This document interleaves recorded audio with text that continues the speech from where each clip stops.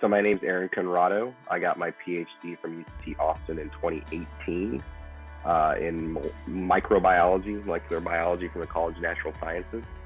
My current position is as a consultant / highly qualified expert on peacekeeping policy at the Department of Defense.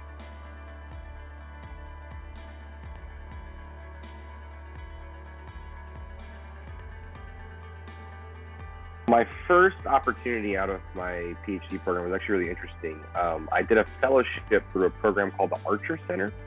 So it's actually run by the University of Texas system. And it's a program that lets any University of Texas system, so, UT Austin, obviously, but San Antonio, Dallas, Arlington, all the different universities, spend a semester in Washington, D.C. doing policy work. And they do graduate students over the summer. So the first summer after I graduated, I knew that, I didn't feel like the research track was for me, and the industry track, maybe a little bit more, but not quite as much. I had, found I had this passion for science communication when I was in graduate school, communicating science to non-scientists. And science policy was something that came up on my radar as a way to sort of, pursue that path and exercise those skills. So this Archer Center fellowship was great because it gave me a summer semester in DC, learning how, the policy world works, getting to meet people and network in DC, kind of see what the field is like there, if you will. And then also there's an internship component. So I spent 3 months actually doing that kind of work to see if it would be something that I would want to do in the future. So I actually interned at the Office of Science and Technology Policy in the Executive Office of the President, so in the White House. So very high level, very strategic, interagency policy making, a little bit different than if you were, say, working like at the NIH or at the NSF or something. But it was a great experience. I really enjoyed it, and just kind of having that the fellowship was for 3 months, and then I actually extended my time there another 3 months. So I was there about 6 months. And having that little, view into what the science policy world was like was really great, because it gave me then, it made me realize, oh, I do like doing this. Oh, this is something I do want to keep doing. And then the skills that I got from that very much translated then to continuing on in the policy world. I learned, how to write memos, how to even just like office culture things you don't, the office culture in the research lab is much more relaxed and laid back, like how to, craft professional emails and how to set up, different meetings with different people, coordinate different efforts between people. A lot of writing skills, like I said, like memos and info memos, action memos, things like that. A lot of like the real kind of meat and potatoes of doing policy. So yeah, so I think it kind of gave me sort of a trial run that made me realize I like doing that stuff, and helps me to build a lot of skills that then translated into my future positions. Yeah.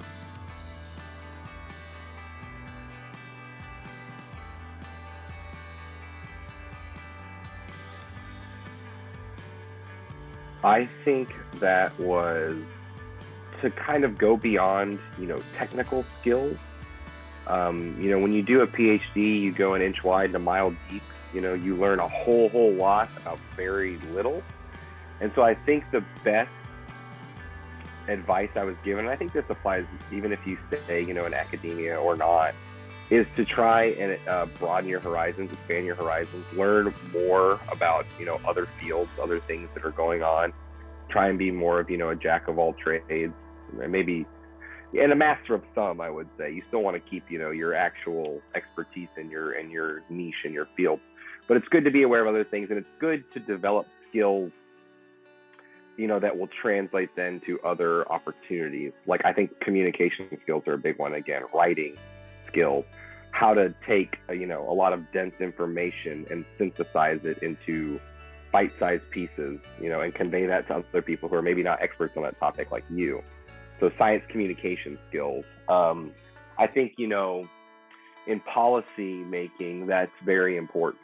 When you're talking to people who are, senior leaders, senior policymakers, decision makers, their time is always limited. So it's like, sometimes you have to take what you could have written up in 10 or 20 pages and give it to them in like 4 sentences and say, this is why this is important. This is why you need to do this.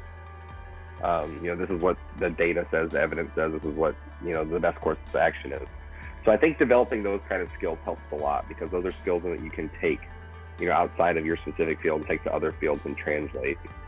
Obviously things like critical thinking skills, like, how to analyze information and then come up with a strategy for how to advance from there. Like, okay, well then what are the next things we can do? And if we do that, then what might happen next? Okay, well, and if that happens, what are the new things we got to do? So kind of going through a sort of decision logic trees.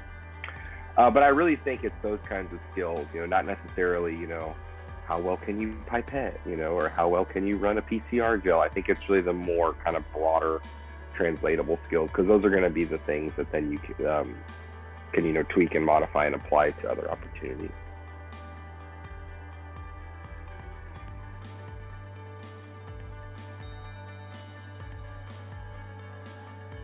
I was doing research, I was doing experiments. I'm not at a bench anymore. So that's obviously the most obvious difference, I think. Not doing experiments. The hours are different. Grad school, you work a lot of, long hours, a lot of, work on the weekends and things like that. It's not completely absent from the policy world, but I think it's much easier to develop more of a work-life balance, especially when you work in the government. People are, if 5 o'clock hits, most people are like, no, we're out the door. Like, the day's over. Unless the building's, gonna collapse because we didn't do something that we should have done today. It'll be there for us to do tomorrow. There's obviously times, when there's certain crises going on or certain really important things. And so, maybe the secretary's on a trip and you're supporting them on that. So yeah, you got to stay late. You got to do extra work. You got to be around. You may have to put in weekend time and stuff, but that's not the norm. That's more of the exception. And if you do have to work on a Saturday, it's like, oh, we'll take Monday off next week because you put in this extra day. So I think that's one of the biggest differences as far as working between them. A lot of what I do is a lot of writing and crafting, like emails, a lot of coordinating between different groups, because I work not only with people in the Department of Defense, people in the State Department a lot. And then people who, since I'm doing peacekeeping work, we do a lot with people who work at the U.S. mission to the United Nations up in New York. So, and then there's this group called the U.S. Military Observers Group. So they coordinate all of the U.S. peacekeepers who are out peacekeeping missions. So, whenever things arise or there's some new effort we want to put forth, I have to coordinate between all those different kinds of people, how to get things done, who should be doing what, like, hey, y'all should do this, and while y'all are doing that, we can go work on this. And in that aspect, it is kind of like grad school when you collaborate with other folks.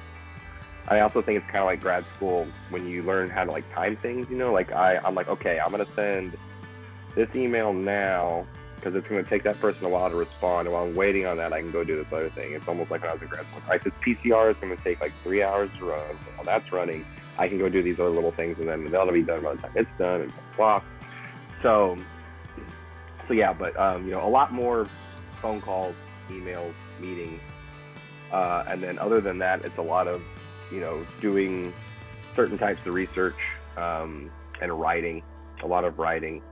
I feel like that kind of similar to science. Science, what you write and what you publish is sort of your currency, right? That gives you value in the scientific community. In policy, it's the same thing. It's the things that you write. They obviously don't get published. They stay, internal.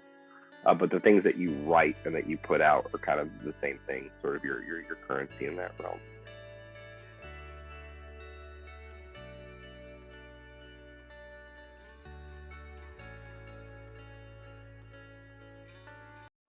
I always look for, kind of a diversity of experience, I think, especially if you were to come from kind of like I did. I came from a very different background. I now work in this, field. And so it's always nice when people have experience in this, specific area more or less, but I like to see people who've been able to succeed and thrive in different environments. You haven't just done the same thing the whole time. Like, oh, I was able to go do this thing and, be successful at it, then do something kind of different, be successful at it, do something different and be successful at it. I think that is what usually stands out to me. I know this comes at a shock, or might come as a shock to people, who are in academia, but your publications aren't really that important when it comes to getting into the policy world. They show that you had success and you've been able to publish things and you've done scientific research. But, more importantly than that, they're going to look to things like, what kind of outreach have you done? What kind of science communication have you done? Like, one of the things my office noted actually when they hired me was that I had co-hosted a podcast when I was in grad school, where we'd bring on researchers from all over UT campus, interview them about their research on the radio. And they thought that was like, wow, okay, so you like got out there and talked to people, knew how to kind of interact with people and help them, when they have all this knowledge, instead of just like spitting it out and using all this jargon, to be able to kind of translate it for, a wide audience. So I think skills like that, again, kind of some of the same things I've been saying: communication skills, flexibility, resiliency, because working in policy sometimes is tough. Like, I work on peacekeeping policy at the Pentagon, which is not a place that's always known, for peacekeeping policy. So, sometimes there's internal sort of culture wars, culture fights. We have to convince people that, hey, this is important work that we're doing and it's worth supporting. And when, sometimes you have this effort and you really think it's great, you want it to happen, it doesn't quite get approval or doesn't come off like you hoped it would, then all right, you kind of have to be able to say, okay, well, let's reset, let's think about what we're doing going forward, and go from there. So I think seeing resiliency and the ability to adapt and succeed in the face of challenges is also important.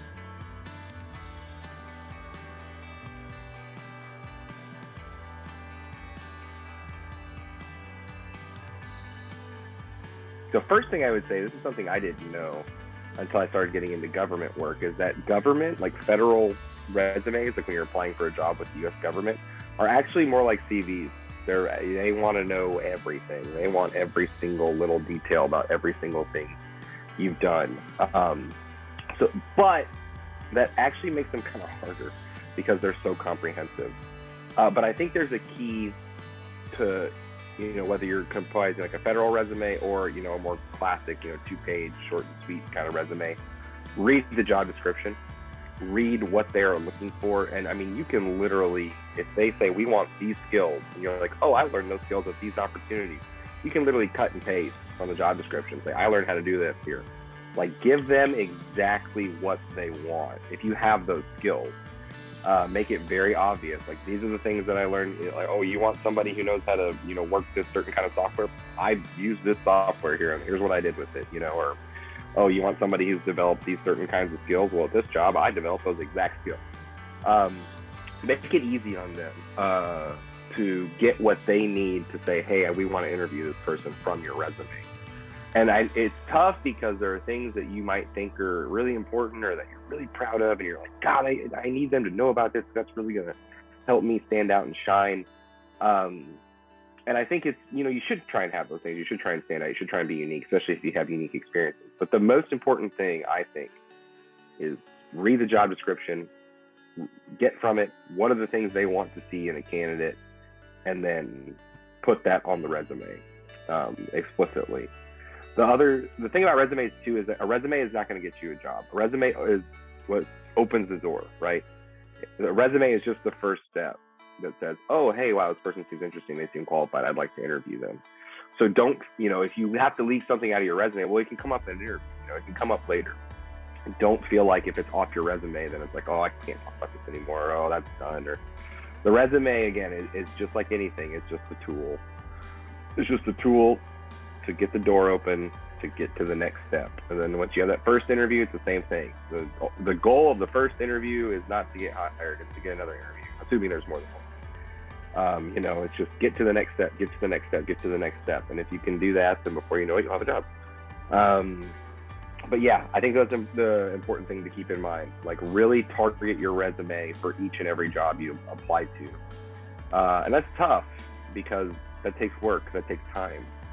To tailor your resume. It'd be nice to just have, this is my resume for these kinds of jobs and blah, blah, blah. And you can absolutely have that, but every job description, every job application, there will usually be at least a few little tweaks to make here and there.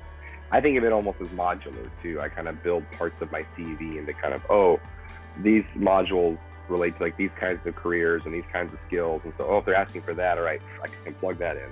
And then within each one, I can go, okay, let me change this language because they said they're looking for this, they're looking for that. And I think the more you do it, the better you get at it. And the more it becomes easy. I just, I have so many different versions of my resume saved. And again, I have them saved in like documents of like, here's the pieces to put for these kinds of jobs, here's the pieces to put for these. So it's almost like reassembling a different puzzle every time. So it can be more input at first, but I think once you kind of get used to it and build up those systems, it's not as daunting as it sounds.